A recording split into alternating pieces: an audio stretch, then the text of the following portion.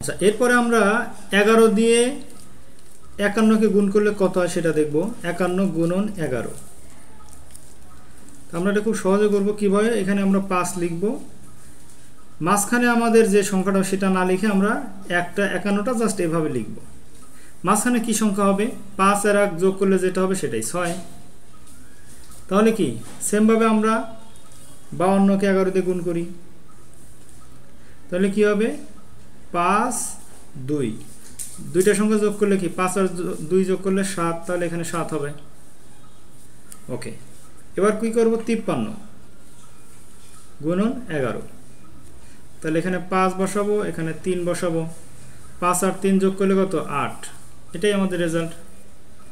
ওকে, এরপরে কি 54 ইন্টু 11 যোগ করলে কত হবে? 5 4, দুইটা যোগ করলে 5 4 9। ওকে, এরপরে কি করব? 55 যোগ 11। এইবার আমাদের একটু খেলা আছে। কিরকম? আমরা কিন্তু অ্যাজ ইউজুয়ালি কি করছি? 5 আর 5 বসাইছি, তাই না? ওকে, এভাবেই রাখলাম। এটা আমরা দুইবারে করব। তাহলে কি হবে? 5 আর 5 যোগ করলে কি হয়? 10 হয়। এইভাবে আমরা, এটা হওয়ার কথা কিন্তু এটা হবে না। কিভাবে হবে না? আমরা কি করব? এই 5 আমাদের এখানে থাকবে।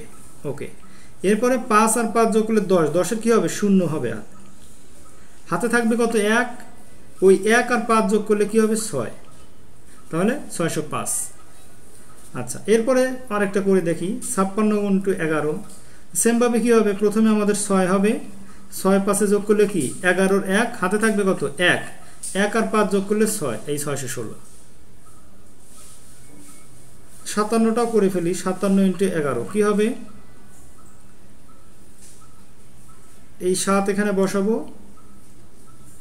আর 7 আর 5 যোগ করলে কি হবে? 12 হবে। 12-র 2, হাতে থাকবে কত? 1, 1 আর 5-এ 6, এই 627।